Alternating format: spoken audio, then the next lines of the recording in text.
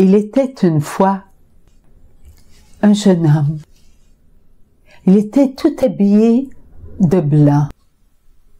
Lorsqu'il parlait, tout le monde se taisait pour entendre ses paroles. Le jeune homme amena avec lui plusieurs de ceux qui l'écoutaient, et il marchait avec eux. Tout le long du chemin, ceux qui rencontraient des personnes blessées, des personnes solitaires, des personnes qui avaient perdu le goût de vivre. Il les emmenait à l'homme. Oui, il l'amenait au jeune homme. Et le jeune homme les regardait et il leur disait: ayez confiance. Je suis celui que vous attendiez. Et ces paroles étaient réconfortantes. Ces paroles les amenaient à être dans la confiance. Ceux qui étaient malades s'approchaient de lui et le jeune homme les regardait. Il connaissait ce qu'il y avait dans leur cœur. Et comme son cœur était plein d'amour pour les personnes qui l'écoutaient, il les prenait à part et il leur disait des paroles d'amour, des paroles de réconfort, des paroles de soutien, des paroles pleines d'espérance. Et eux qui entendaient ces paroles s'abandonnaient totalement dans son vouloir, car il voyait à travers les yeux du jeune homme une puissance. Tout abandonné, le jeune homme étendait ses mains et il les guérissait, il les libérait et eux s'en retournaient parmi toutes les personnes qu'il avait suivies. Et ils continuèrent à l'écouter. Ils continuèrent à l'écouter. Ils marchaient, et encore d'autres parmi eux allaient chercher des personnes qui avaient besoin d'aide, car ces personnes avaient perdu tout espoir de guérison. Et le jeune homme les guérissait. Un jour, tout le monde s'arrêtèrent, car le jeune homme leur dit: vous qui me suivez depuis plusieurs années, je vous dis, continuez à espérer, continuez à faire confiance, continuez à aller chercher vos frères et vos sœurs. Ils ont tant besoin de confiance, ils ont tant besoin d'espérance, ils ont tant besoin de ressentir leur guérison, leur libération. Continuez, vous êtes les choisis de mon Père. Un monde d'amour se construit à l'intérieur de vous. Et lorsque ce monde d'amour sera au nombre que mon Père le veut, tous vos actes de vie feront en sorte de vous faire entrer dans ce monde d'amour. Et l'esprit de ce monde n'existera plus. Pas pour vous. Alors il le regardait et il dit: pas pour nous. Oui, mes enfants, dit-il, pas pour vous, mais pour ceux qui devront se reconnaître être des créatures aimées de Dieu. Chacun regardait le jeune homme Et à cet instant, le jeune homme disparut.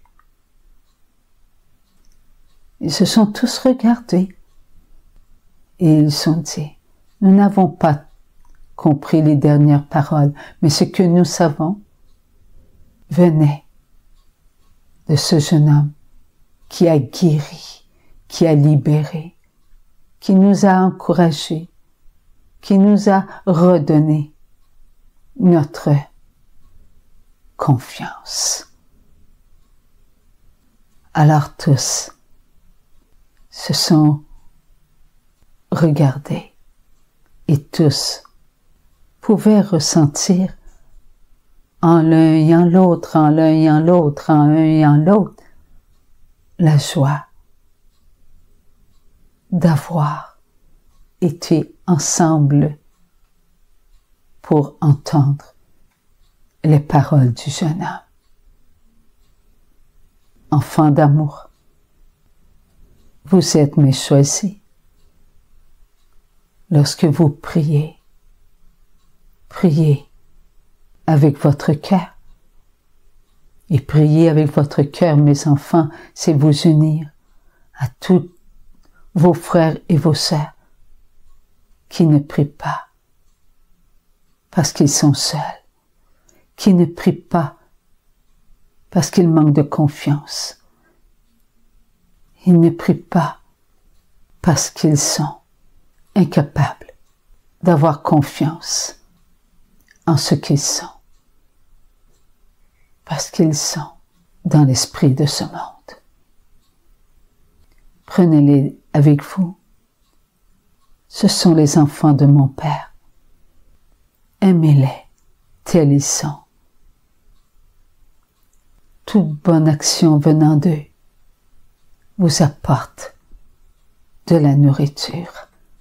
Oui, mes enfants, bien qu'ils ne suivent pas les 10 commandements de mon Père, bien qu'ils ne pratiquent pas les sacrements, lorsqu'ils font une seule action qui plaît à mon Père, c'est qu'ils ont été enveloppés par votre amour. Qui suivez-vous les 10 commandements de mon Père, qui pratiquez les sacrements, vous les nourrissez. Et ils reçoivent cette nourriture et ils vous la redonnent. Vous les nourrissez, ils vous nourrissent. Ne regardez pas s'ils vous nourrissent plus que vous les nourrissez. Eux qui ne savent pas ce que vous savez, ils vous nourrissent avec leur cœur, car ils se maintiennent dans ce qu'ils sont, des cœurs d'amour pour leurs frères et leurs sœurs. Petits enfants d'amour, n'est-ce pas la conséquence de votre prière à tous les soirs? Vous priez le Notre Père, ils reçoivent les grâces et ils vous en donnent le fruit. Continuez, mes enfants.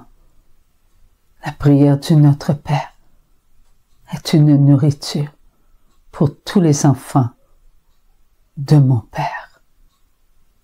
Ensemble, mes enfants, dites votre Notre Père avec tous vos frères et vos sœurs dans toutes les positions qu'ils sont. Vous avez débuté par un premier ministre et vous avez continué jusqu'aux enfants de la rue, ensemble, pour mon Père, notre Père, qui êtes aux cieux, que votre nom soit sanctifié, que votre règne vienne, que votre volonté soit faite sur la terre comme au ciel.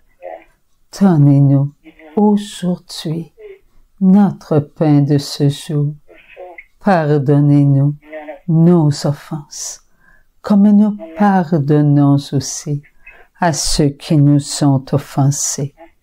Et ne nous laissez pas entrer en tentation, mais délivrez-nous du mal. Amen. Mes enfants, maman vous a entendu prier le Notre Père et j'ai prié avec vous, petits enfants d'amour. Lorsque vous priez avec le cœur, mon cœur éclate de joie, car j'ai tant d'amour dans mon cœur pour tous vos frères et vos sœurs, et pour vous-même, mes enfants. C'est bon de vous entendre prier ensemble, mes enfants.